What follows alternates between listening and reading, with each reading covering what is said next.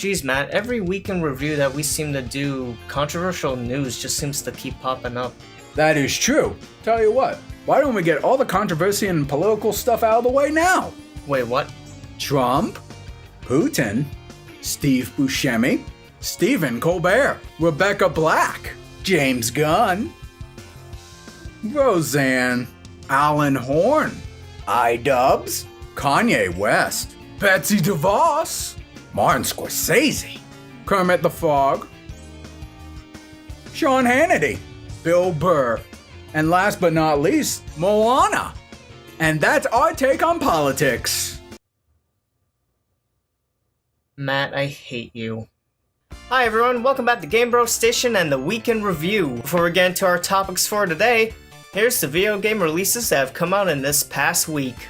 Overcooked 2 for the PlayStation 4, Xbox One, Switch, and PC. Dead Cells for the PlayStation 4, Xbox One, Switch, and PC. Okami HD for the Switch. Minute for the Switch. Monster Hunter World for the PC. Madden NFL 19 for the PlayStation 4, Xbox One, and PC. And We Happy Few for the PS4, Xbox One, and PC. And those have been the game releases for this past week. Those sound like good games, Jared. I can't wait to not play them.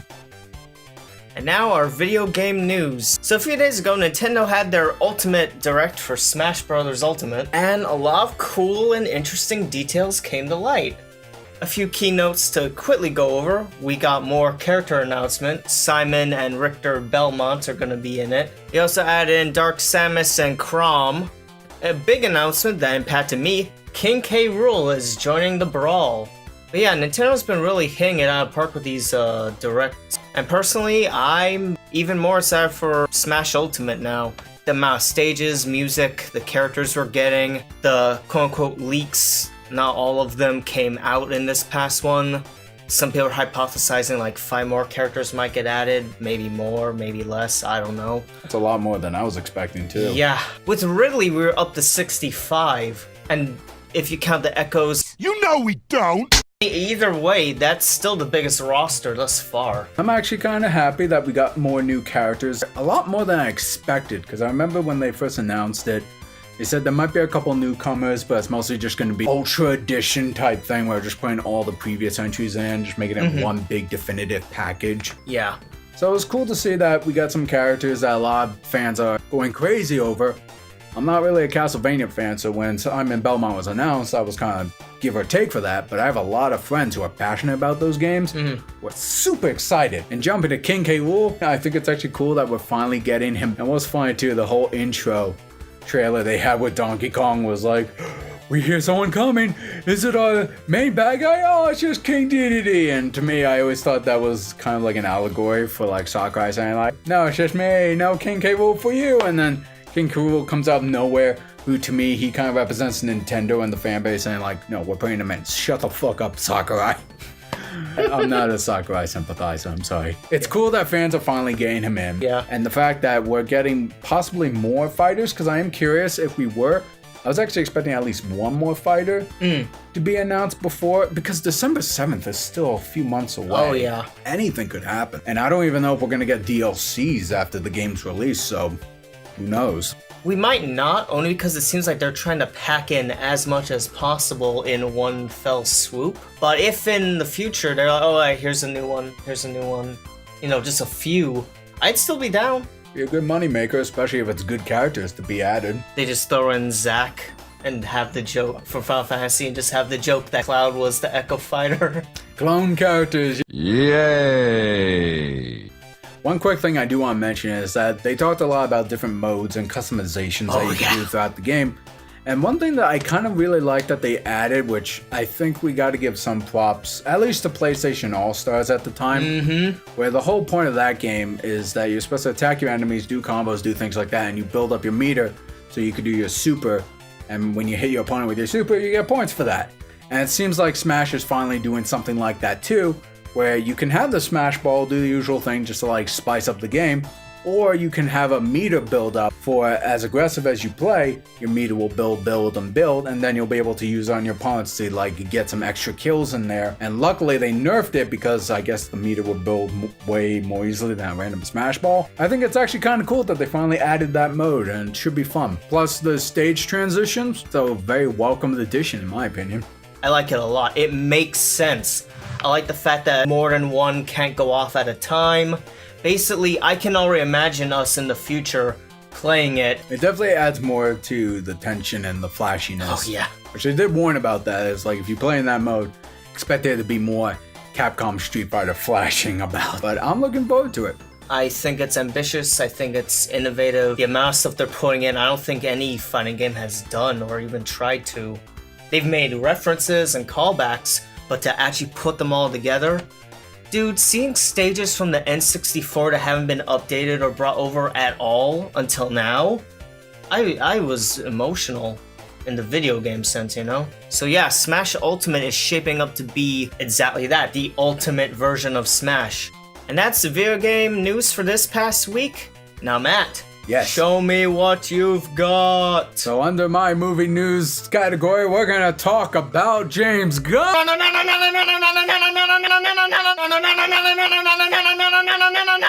We're gonna be going over a controversial subject, mostly just to me, but to the common man like Jared, not so much. I'm a common man.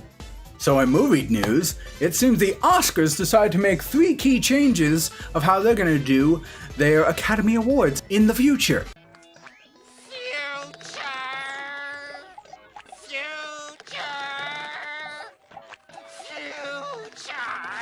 So one of the first big changes that they're going to be doing for the Academy Awards is they're going to try to keep it under 3 hours long. It was longer than that? Apparently. Huh. What originally padded it out is that they would have commercial breaks, which during the actual show, they would have like dance sequences or intermissions, whatever. Yeah. And then they'll assume the awarding of like best screenwriter or best production designer, sound tester, all those guys. Mm-hmm.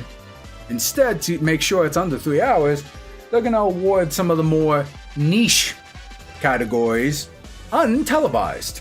Okay, that's a little sketchy sounding.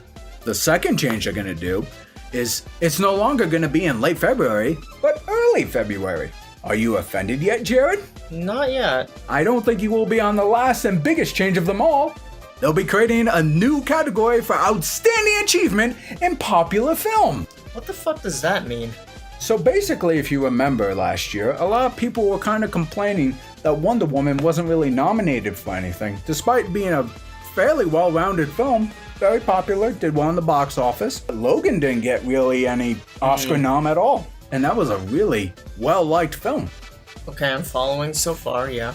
And the latest one to happen is Black Panther. That movie did really well, and a lot of people wanted that to get some Oscar recognition. And ABC, that hosts the Oscars, have noticed that last year's ratings were probably the lowest in history. So they pushed the Oscars to say, hey, we need to find ways to attract more people to watch our shit. So we want you to try out this popular film. Because everyone keeps talking about, hey, where's Logan? Where's Deadpool 2? Where's the Black Panther? Let's create a category just for them. It's called the Popular Film of the Year. And they're hoping that that category will attract a lot of people to watch the Oscars more. There hasn't been a set of rules yet to tell you what qualifies as a popular film. But most people are looking at box office and critical rating, but more box office maybe. But Jared, you're the everyman here. How do you feel about the Oscars, one of the most prestigious awards for filmmakers everywhere, to add a film of like, who is the most popular film that everyone likes, that normally doesn't get Oscar nominations? I mean, when I think of the Oscars, and I used to watch it in the past, every now and then, mainly because my parents had it on, I like the fact that they're trying to innovate it to hopefully get people to watch it, but they better define the rules. Yeah, that could be a problem if like certain things suddenly get thrown in there randomly. As far as if that'll work or not, I'm not too sure. Cool. Well, I'm sorry to tell you, Jared, but you're wrong! How? I'm partially kidding. Actually, Jared, I've been watching a lot of film YouTubers and pundits and things like that, and even those within the industry, actors and directors, are very outraged by this. And personally, I kind of agree. Fuck the Oscars, you know? the Oscars! See, the problem with the popular category is that it acts more as a participation award. See, for a long time, people have been saying that The Dark Knight should have been nominated, but because it was a superhero film, they felt like there was a stigma amongst the Academy Awards that, oh, superhero film, people watch all these movies. It's not really a great movie, so why should we give it an Oscar nom for Best Picture or anything like that? And so people have been continuously saying that with Logan, with Wonder Woman, with Black Panther, that ABC is pushing like, hey, we need more viewers on this, we need more ratings so we can make more money. Yeah. And so by creating a popular category, you're kind of taking away the prestige, hard work that a lot of filmmakers do to try to create compelling stories. And if their story is not compelling enough, it doesn't reach people's hearts or has the most character-defining moments or anything like that, or even innovates in any way, in many ways, it's kind of like they're creating a kiddie table for films like that. Okay, now I see the problem now you bring that up. It's almost as if they're just giving them a free trophy, saying like, oh, hey, Marvel, you made Infinity Wars. That's a great movie. Everyone loves that. Here's your award. You're a very popular movie. You're not the best movie, or your director's not the best director, but hey, you're very popular. Look at the box office. Aren't you glad you got that now? It just feels very hollow. Kind of condescending when A bit, yeah. when you put it like that. It sounds very condescending. It's sort of like, oh, you made a movie, good for you. That's exactly right. It's like, oh, look who thinks they're like a great filmmaker. Here's your award. There's a lot of that going on. And I know I'm kind of like lazy about giving my examples here, but I highly recommend, folks, that you look out to other film pundits, movie news people, and all that. And if you look at all their opinions, they're pretty much all the same across the board. This kind of feels like a real slap in the face to the prestige, art, and hard work it goes into trying to make decent films. And it's just disheartening, and there's been a lot of celebrities out there who have tweeted saying like, well, 90 years, and this is the year Oscars finally die. I'm not saying the Oscars are gonna die. They could backtrack from this if they want to. Ever since The Dark Knight was mentioned, they increased the Best Picture from 5 to 8, sometimes 9. One of the reasons why they bring up that example is because they think if the Academy at that year when The Dark Knight came out, if there was 8 nominations instead of 5, The Dark Knight would have been on that list. Would have not won, probably, most likely, but it would have been nominated if that list was greater. And so they kept expanding the list, sort of. And so if you think of it as a long-term psychological way, you're just padding out everything. You're making it more accessible to everyone. You're making it almost feel like everyone is special, and like in The Incredibles, if everyone is special, no one will be. And so that's why the deeper psychological reasons of why a lot of filmmakers are angry about this is because it's just becoming less special for them. It's becoming less prestige. It's becoming less of an honor.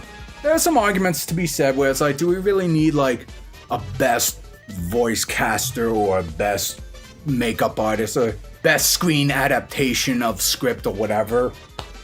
I've heard some people say like best animated category is a waste, but my personal opinion, that's good. Just stop nominating dumb animated movies, please.